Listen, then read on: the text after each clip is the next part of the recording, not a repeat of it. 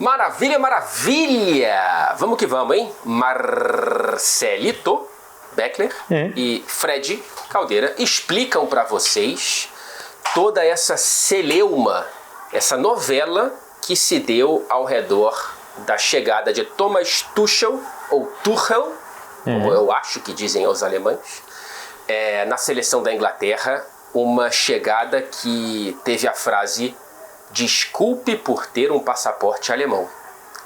Essa foi uma das defesas utilizadas pelo Thomas Tuchel na entrevista de apresentação como treinador da Inglaterra. Muito hábil, como quase sempre com a comunicação, ele conseguiu dobrar algumas perguntas capciosas, algumas cascas de bananas, e esse sentimento que a gente vai destrinchar um pouquinho aqui, Beckler, de uma resistência, sim, não é só no Brasil, a um técnico estrangeiro numa seleção. Marcelinho. É isso, Fred.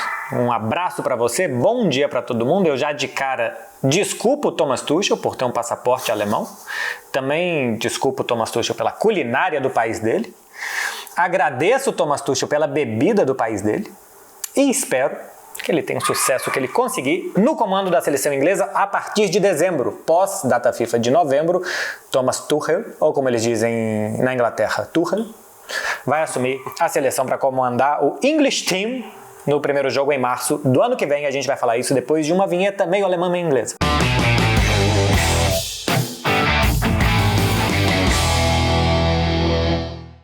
Quero ver como é que o editor se virou nessa. Ele colocou 2 emojis de Inglaterra e Alemanha. Eu tenho certeza que ele foi nesse caminho, que ele preferiu pular a polêmica.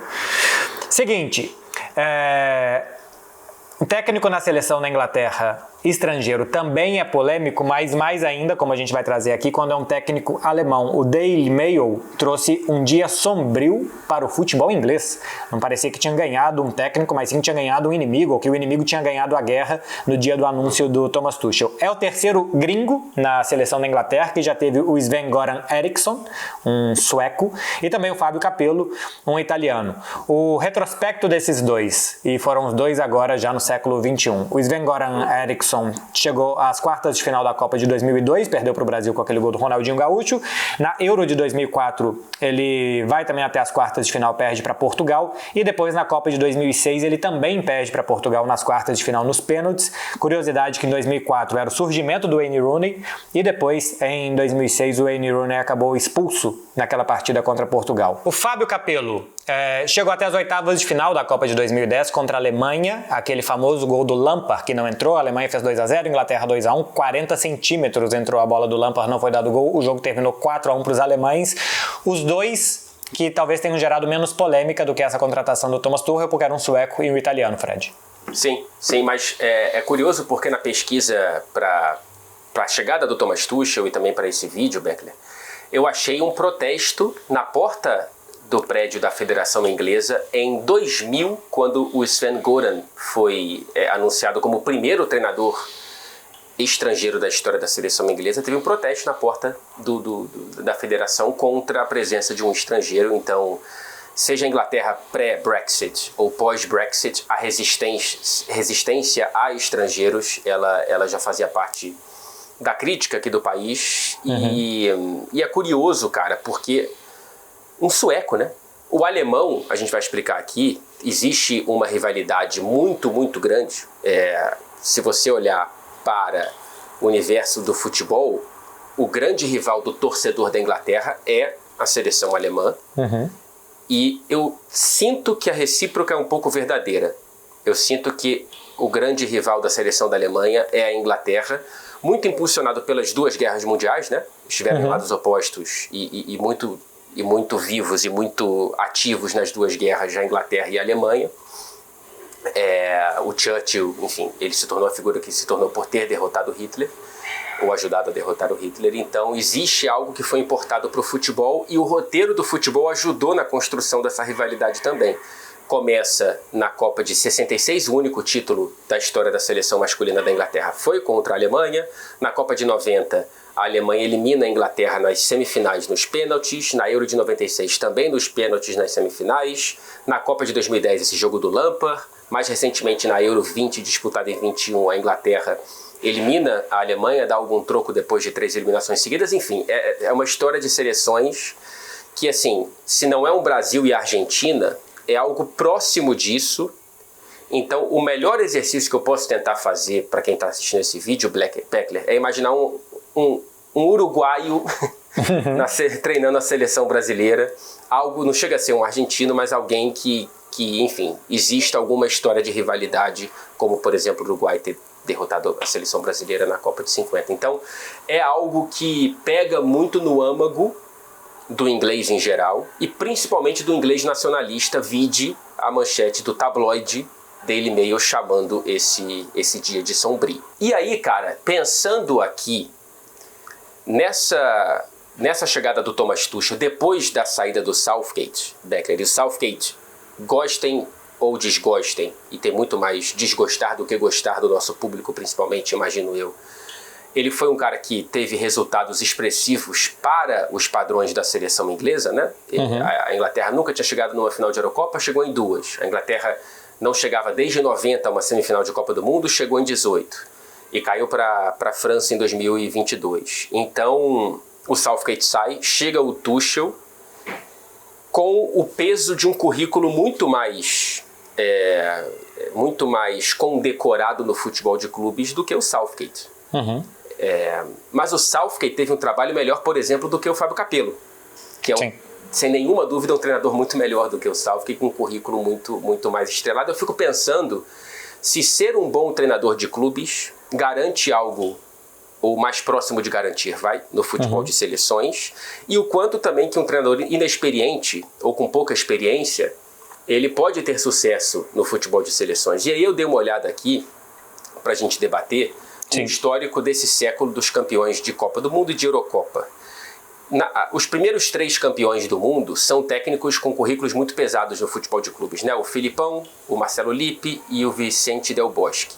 Depois a gente tem treinadores ou pouco experientes ou com um currículo um pouco menor, como o Joachim Löw, o Deschamps e o Scaloni.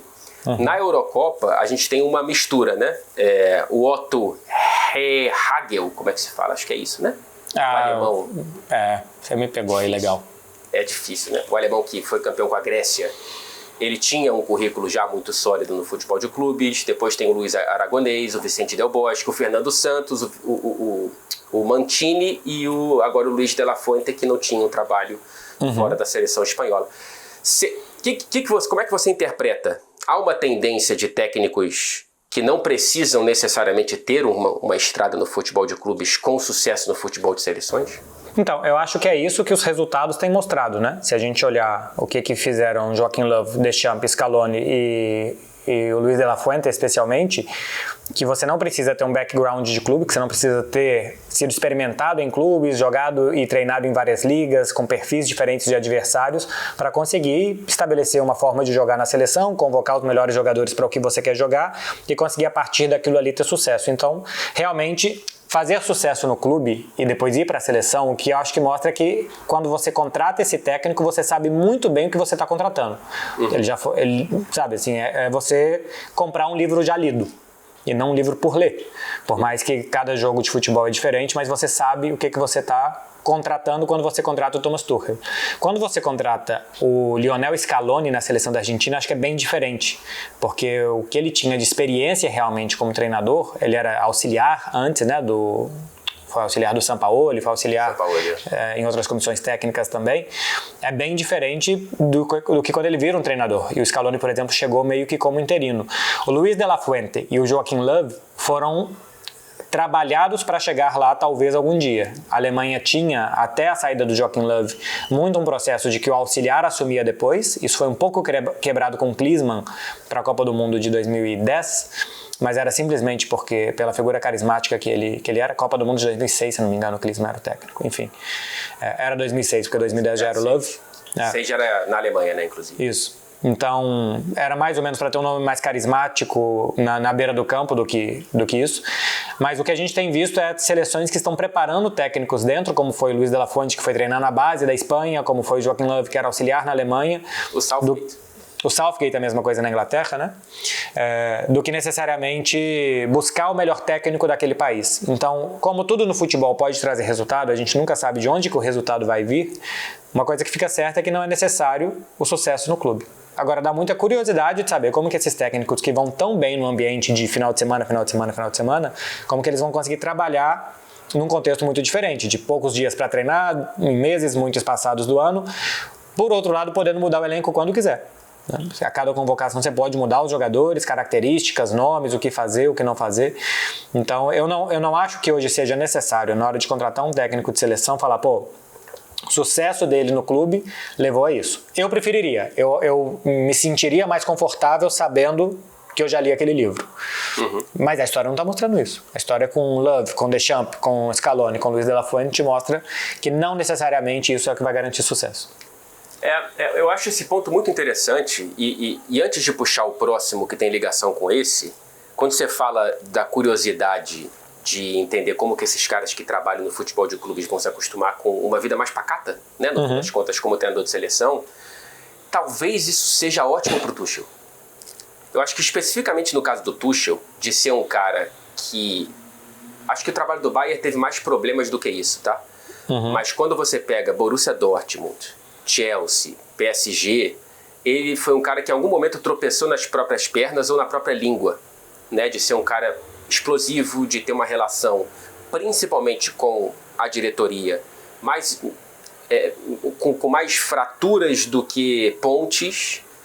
E eu acho que talvez, tendo menos jogos e menos convívio, o futebol de seleções seja um caminho para ele ter... para ele evitar o problema que foi uma marca dele mesmo em trabalhos de sucesso, que é o problema de relacionamento. Então talvez seja bom nesse momento pro Tuchel não só ter um excelente grupo de jogadores à disposição, que é a seleção da Inglaterra, que é essa geração inglesa, mas também um pouco menos de intensidade de calendário. Então...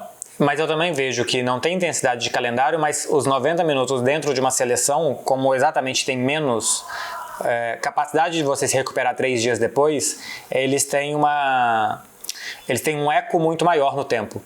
Então, o Tuchel que chega em março, se não ganha os 2 primeiros jogos, aí depois a próxima data FIFA, se não ganha, talvez já comece a gerar uma ansiedade pela proximidade da Copa do Mundo, que se é num ambiente de clubes, se você não ganha o jogo no domingo, na quarta no domingo, mas depois você começa a ganhar 2 ou 3, o mau momento durou 10 dias. E você consegue se recuperar mais rápido, você consegue treinar os jogadores, identificar problemas e passar ideias mais rapidamente também para os jogadores com convívio de dia a dia. Eu fico imaginando o Guardiola num contexto de seleção. A primeira temporada do Guardiola na Inglaterra, ele já falou isso várias vezes, que ele não entendia muito bem o que estava acontecendo. Que era bola para um lado, bola para o outro, ele falava, meu Deus, o jogo não para, tem coisa demais. Que depois ele reassistiu os jogos e ele falava, não aconteceu nada. Era só bola para um lado e para o outro, não tinha nada acontecendo e eu estava desesperado na beira do campo. Então eu fico imaginando se o Guardiola chega para treinar a seleção, qualquer seleção que seja, a pressa que ele vai ter para colocar as ideias dele ali é bem diferente do tempo que os caras vão ter para treinar, para entender e para executar aquilo. Então, a velocidade que parece mais pacato, mas que o técnico tem de implementar ideias, estilo de jogo, e que os jogadores vão ter de assimilar e de dar resultado, também tem uma diferença de velocidade grande nisso daí. E sobre a questão do histórico, né? Você falou, é o livro lido ou o livro que ainda não foi aberto, ou foi aberto para pouca gente, como no caso do cara que treinava a seleção de base, que pouca gente vê, só a federação e outras pessoas mais, né? Tem uma questão, cara, que parece um clichê e é um pouco mesmo. Cara, o futebol é muito diferente hoje, o mundo, né? Em termos de globalização, do que era quando foi criado. Então, tem um dado que parece chocante. Nunca um estrangeiro foi campeão por uma seleção na Copa do Mundo. Né? Todos os campeões do mundo são da nacionalidade da seleção campeã. Isso também se dá pela falta... primeiro, de nomes internacionais em grandes seleções. São poucas seleções que arriscam como a seleção da Inglaterra tem feito nesse século. E acho que também porque o mundo era uma coisa na primeira metade do século e ele é uma coisa muito mais diferente nesse século especialmente, que tem, acredito, mais trocas de nacionalidades indo agora para seleções médias, mas batendo de novo numa seleção que não é grande historicamente pensando em títulos, mas é muito significativa e muito pesada para a história do futebol, porque primeiro inventou esse esporte que é a Inglaterra. E, cara, o Tuchel, ele chega num mercado que não produz grandes treinadores. E eu acho que esse é um ponto central da discussão. Os dados sobre títulos que técnicos ingleses ganharam, não só fora da Inglaterra, mas também dentro, são bastante chocantes. O último inglês a ganhar uma Champions League foi o Joe Fogan com o Liverpool em 1984. Há 40 anos, um técnico inglês, lembrando, inglês, não britânico, né? Alex Ferguson, escocês, então não conta. O último técnico inglês a ganhar um título europeu, mesmo não sendo a Liga dos Campeões, foi Bob Robinson com o Barcelona, que ganhou a Copa da UEFA, né? Hoje a Europa League, em 1997. E o último técnico inglês a ganhar o campeonato inglês foi o Howard Wilkinson. Ele ganhou com o Leeds United em 1992. A primeira edição da Premier League, se não estou enganado, né? A de 92. Exato. Não, ele ganha a última competição, o último inglês pré-Premier League. Isso, é isso mesmo. Um técnico inglês nunca ganhou a Premier League, né? Exato. Esse é o ponto. Então esse é o ponto mesmo, Fred. Assim, ele não ganhou na Europa, não ganhou dentro da própria Inglaterra. E olha que a gente está falando dos anos 90, que a gente não tinha esse futebol super globalizado, que a gente teve agora um catalão, um alemão, como o Klopp e Guardiola, e tem outro espanhol no Arsenal, e no Chelsea tinha um argentino, Maurício Pochettino, e no Manchester United tinha o Eric Ten Hag. O que a gente tinha era o Alex Ferguson, que era o técnico do Manchester United, depois o Arsène Wenger como técnico do Arsenal, um escocês e um francês. Mas não eram tempos de anos 93, 94 na Inglaterra, que estava recheado a liga de técnicos estrangeiros para que justificasse esse hiato de técnicos ganhando. Pois porque, e eu entendo, existe uma reclamação aqui na Inglaterra hoje em dia que tem pouca oportunidade na nata do futebol, na Premier League, para técnicos ingleses. E é verdade. Tá? É verdade. Hoje são 4, se eu não me engano, na primeira divisão, não vou conseguir lembrar de todos. O Eddie Howe, no Newcastle, o Gary O'Neill, no Wolverhampton, mais 2 rapazes que eu vou tentar lembrar aqui ao longo do programa, o Steve Cooper, se eu não estou enganado, no Leicester, e tem mais um. O técnico do Brighton não é inglês? O técnico do Brighton não, é o Fabian Hüseler, que subiu com o São Paulo, o alemão, né? Ah, sim. Vai ter mais um que eu não estou lembrado aqui. Tá. Mas não são muitos. E eles são minoria ínfima há muito tempo. Mas é isso que você falou. No surgimento da Premier League, tinha muito mais técnico inglês do que técnico estrangeiro. É o Sandais. É o Shandai, em verdade, do Everton. Obrigado. Tinha muito mais. Tanto é que quando o Wenger chega, foi uma loucura, assim, cara, que esse estagiário francês está fazendo aqui, sacou? É mais ou menos assim. E foi o cara que revolucionou o futebol inglês em vários aspectos, da dieta do jogador, de outras questões que não eram muito olhadas pelo futebol. Mas enfim, o ponto é, historicamente, não houve, ou praticamente não houve, técnicos ingleses entre os melhores do mundo.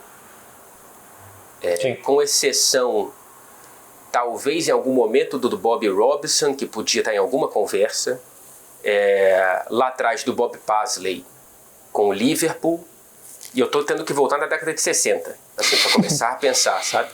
Então, mas por que você acha que isso acontece? Por quê? Eu não tenho resposta para isso. Hoje, o que estão dizendo, o que há uma corrente de estudo aqui que diz que é muito caro você fazer o curso da FA. Que, por exemplo, é muito mais fácil hoje você fazer o curso da Federação Espanhola do que da Federação Inglesa para você ser um treinador, para começar a tirar as licenças, né? Tá.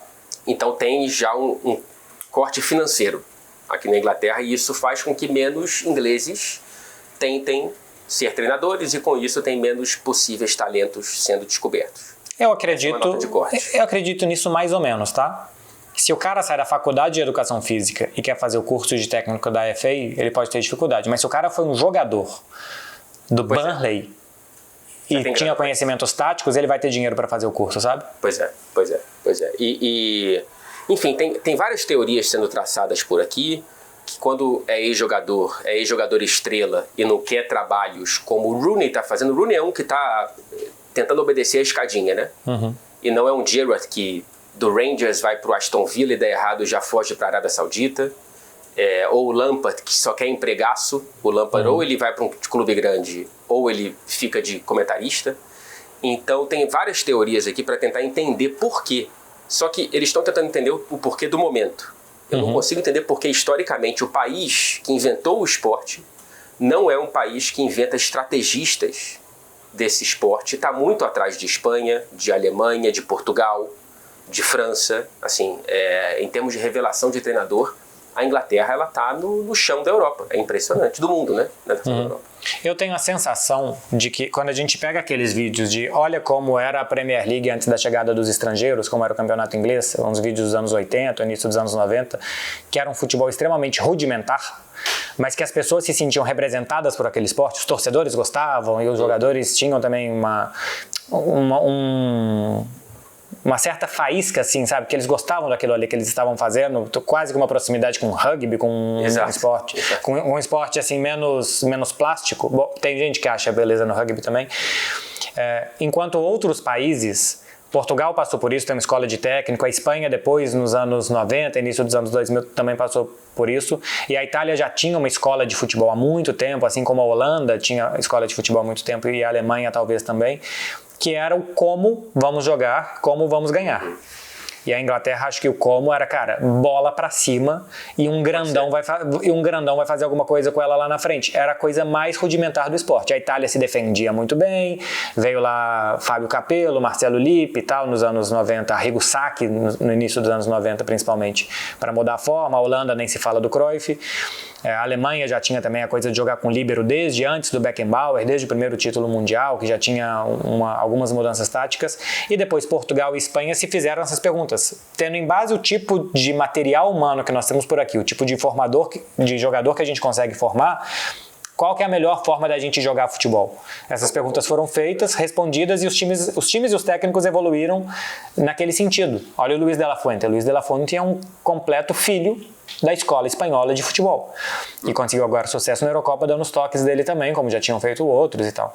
E a Inglaterra, acho que até hoje não sabe se fazer essa pergunta. Porque quem vai para a Inglaterra fazer essas perguntas de como jogar e tal, é o Guardiola, é o Klopp, é o Arsène Wenger. São os técnicos completamente forasteiros que chegam ao futebol inglês. Não, e é impressionante como esses caras... hoje tudo bem. Hoje qualquer pessoa do mundo, se quiser, estuda o Guardiola, porque é assim que a comunicação ela se deu. Não precisa estar aqui na Inglaterra. Mas quando o Wenger chega... Eu imaginaria que teríamos mini tentativas de Wenger entre técnicos ingleses jovens daquela época, ou até os mais velhos, ou até a própria inspiração do escocês Alex Ferguson, e depois, um pouco mais para frente, no José Mourinho e outros treinadores que foram pavimentando aqui esse caminho. Mas não, assim, é muito rudimentar mesmo. Assim, você pega o que o Steve Cooper faz no Leicester e fazia no Forest, e resultado às vezes vem, às vezes não vem. A questão é o como.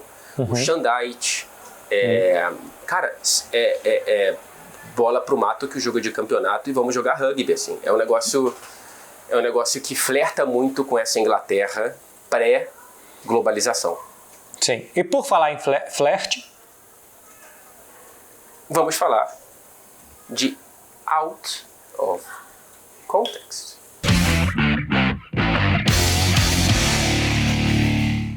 Então, porque eu peguei aqui pra gente analisar a carreira de Thomas Tuchel como jogador. Como técnico, ele teve algumas coincidências interessantes, que foi sair substituindo o Jürgen Klopp por onde o Klopp passava, né? Só não fala isso pra ele. Exatamente, ele não gosta. Um problema muito grande de o Jürgen Klopp sair do banheiro e logo depois tá Thomas Tuchel lá dentro. Carlos Arthur. Podia acontecer. Então eu peguei para ver o que ele fez antes de ser a sombra do Klopp para depois deixar de ser a sombra do Klopp, porque para quem está assistindo e não sabe, assim que o Klopp fez história e saiu do Mainz, quem assumiu o Mainz foi o Thomas Tuchel. Assim que o Jürgen Klopp fez história e saiu do Borussia Dortmund, quem assumiu o Borussia Dortmund foi de novo o Thomas Tuchel. Carreira como jogador, por coincidência, é tão mal sucedida como a de Jürgen Klopp. Os dois têm aí a sorte de compartilhar um passado de péssimo futebol apresentado. Ambos defensores também. O Tuchel era zagueiro, mas chegou a jogar como lateral direito. E ele conseguiu, Fred, um impressionante currículo de 8 jogos na segunda divisão, do futebol alemão. É o máximo que ele conseguiu durar perto do sol, perto da elite. Esse é o topo. O topo. 8 jogos na segunda divisão. Ele não seria o Ademir Bombinha da Inglaterra ou da Alemanha. Assim, ele não conseguiu mais do que 8 jogos na segunda divisão. 3 gols na carreira dele, inclusive a lesão que afastou definitivamente Thomas Tuchel dos gramados aconteceu um jogo depois do seu 3º gol, o que mostra que qualquer sucesso relativo que você tenha na sua vida te deixa muito perto do fim. E foi o que aconteceu com o Thomas Tuchel. E quanto mais você se aproximar do sol, mais você pode se queimar. Impressionante essa carreira aí, gloriosa de Thomas Tuchel, provando, né, outra teoria, né, que ex-jogador também não necessariamente vai ser um excelente treinador, não é todo mundo que é um Pep Guardiola, ou um Mikel Arteta e etc. O Mourinho, né, também tem uma carreira como jogador muito, muito aquém do que ele foi como treinador. E acontecia, porque acontecia muito nos anos 90 de algumas lesões serem incuráveis. Hoje isso não tem tanto mais. Então teve muita gente que veio dos anos 90 que precisou encerrar a carreira 25, 24, 26 anos e depois foi ser técnico porque entendia mais ou menos aquilo ali e que as lesões não deixaram seguir, mesmo que fosse seguir jogando na 3ª divisão. Mas acontecia mais de carreiras serem interrompidas mais cedo do que hoje, por isso que José Mourinho e Thomas Tuchel encerraram tão cedo. Ou seja, que bom que o Thomas Tuchel ele jogou na época que ele jogou, porque imagina hoje em dia ele ter uma solução para aquela lesão que faria com que ele jogasse 10 anos mais na 2ª, na 3ª divisão. Assim, ele seria um prolongamento do sofrimento. Exatamente. E o máximo que ele ia poder substituir o Jürgen Klopp depois era tomar o restinho do Red Bull dele. Exatamente. Ou seja, a medicina que, né, em teoria estaria ali para curá-lo, estaria, na verdade, fazendo a ferida arder ainda mais. Eu sou contra a medicina. Eu também acho. Só vai em hospital quem tá doente. Eu passo longe. Você só fica doente no exame. A pessoa às vezes chega bem no hospital. Exato. Sei, foi mordida por 16 cachorros. Chega bem, viva e depois morre. Exato. A quantidade de infarto que tem no hospital, você acha que é por acaso? Se você for olhar a quantidade de gente que tá doente no hospital e fora do hospital, no hospital é muito maior. Exatamente. Pouca gente fala disso, Marcelo. Pouca gente tem a coragem de falar isso. Inclusive, aqui no nosso programa a gente tem essa permissão, eu acho. Sim. O meu Out of Context vai tentando observar a posição do Thomas Tuchel aqui na Inglaterra de um estrangeiro, Marcelo Beckler. Eu queria convocar você como um estrangeiro na Espanha, na Catalunha, e eu como estrangeiro na Inglaterra, para a gente dividir alguma história aqui da posição de estrangeiro. Eu vou começar com uma história rápida, mas que eu acho que pode dar ânimo para você, nosso querido telespec, que acha que meu inglês é maravilhoso, ou que ele ele já foi muito aquém de um mínimo razoável. Então, quando eu cheguei em Manchester, inclusive o sotaque de Manchester é algo especial, eu lembro de um dos primeiros pubs que eu frequentei. E aqui o pessoal é muito simpático. Então, quando eu estava lá na minha 2ª cerveja, um senhorzinho sentou do meu lado e começou a puxar papo. E ele era muito bom de papo. E ele papeava sem parar. E eu fiquei ali 1 hora seguindo as reações dele sem entender uma palavra, Marcelo Beckler. Então, se ele ria, eu ria junto. Se ele chorava, eu estava chorando também. Se ele estava revoltado, eu ficava revoltado igual. E eu não sei por qual caminho ele me guiou, né? Mas foi um caminho que eu naveguei sem nenhuma visão, 1 palmo diante de mim. O problema disso é quando ele faz uma pergunta esperando uma resposta e você não faz a menor ideia do que foi dito e você acha que é uma resposta de sim ou não. Sim ou não. E a pessoa pergunta tipo assim, o que você quer beber? E você fala sim.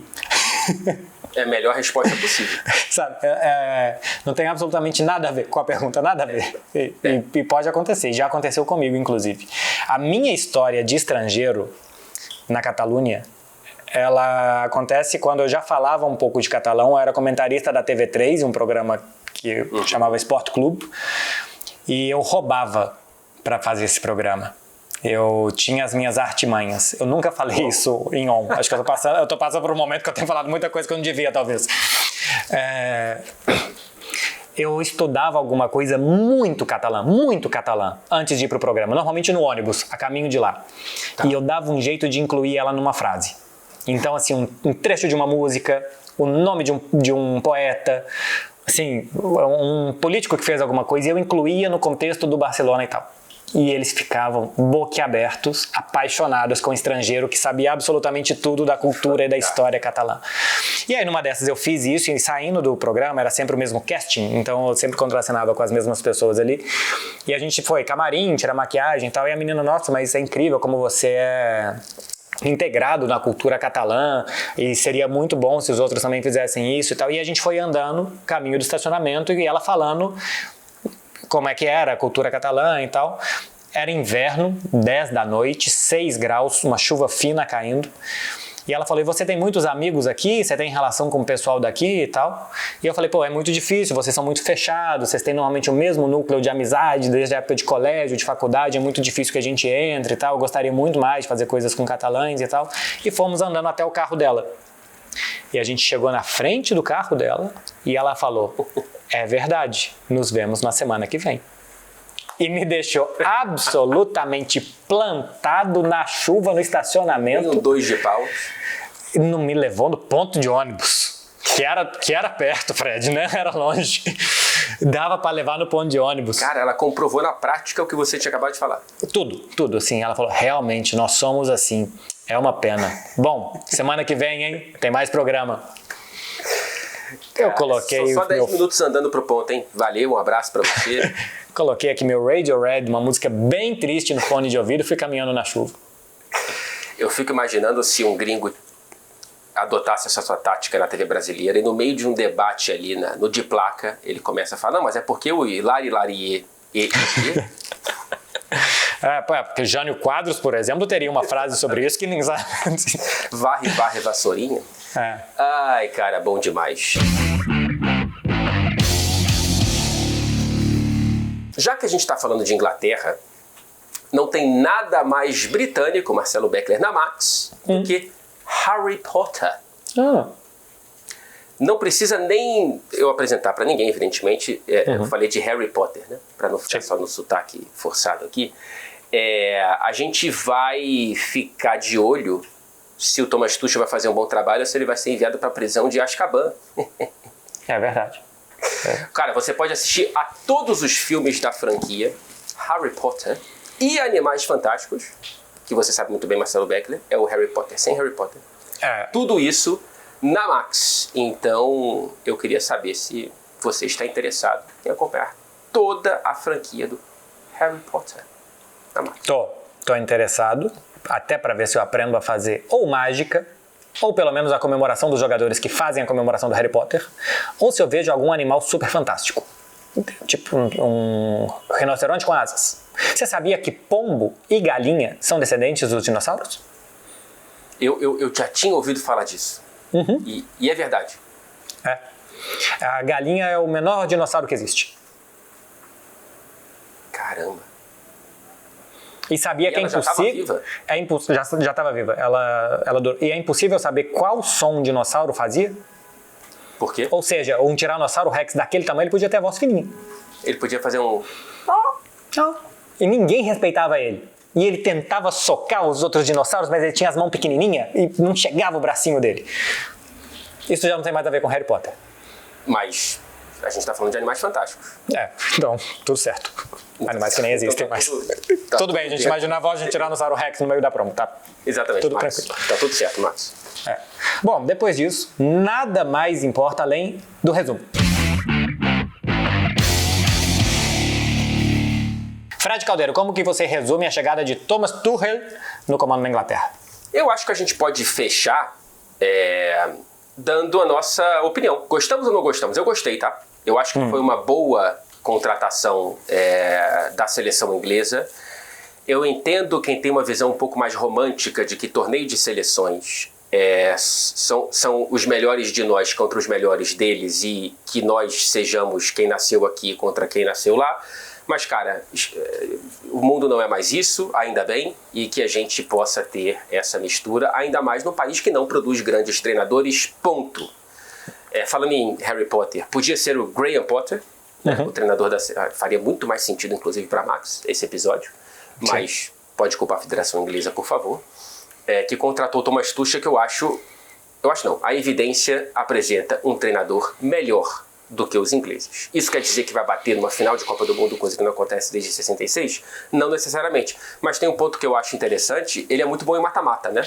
Em torneios de mata-mata, o Tuchel brilhou mais do que em ligas nacionais, Becker.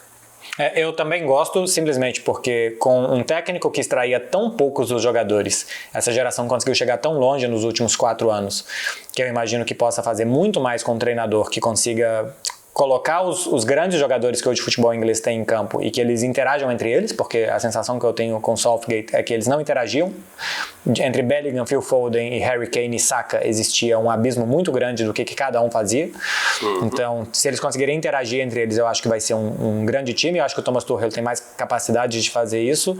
E também isso de ver, depois de muito tempo, acho que um técnico de elite europeia chegando a uma seleção, né? Porque hoje os técnicos de elite europeia querem ficar nos clubes e vai ser interessante ver como que ele vai mudar esse paradigma e realmente se vai dar certo ou não, porque a gente imagina que Klopp, Guardiola, que esses caras na frente de uma seleção que seria excelente. A gente viu o Luiz Henrique na frente da Espanha, que foi só razoável. Não foi perto do que tinha sido no Barcelona e mais ou menos parecido, com diferenças do que a gente tem no Paris Saint-Germain. E agora o Thomas Tuchel. Então eu tô ansioso para ver, acho que pode ser legal e especialmente se ele tiver tranquilidade para trabalhar, né? Se não for olhado muito mais com lupa o desempenho do time, o que fizer e tal, como o do Southgate, que existia uma paciência muito grande com ele em todo esse processo. O time não jogava bem, mas chegava, então a paciência dava lá. Vamos ver se vão ter paciência, paz para o Thomas Tuchel trabalhar e a melhor técnica, então acho que pode dar certo. O que pode ser muito ruim para a seleção brasileira, porque pode ganhar um grandíssimo rival, nome por nome. A seleção da Inglaterra tem ótimos jogadores para 2026. Perfeito.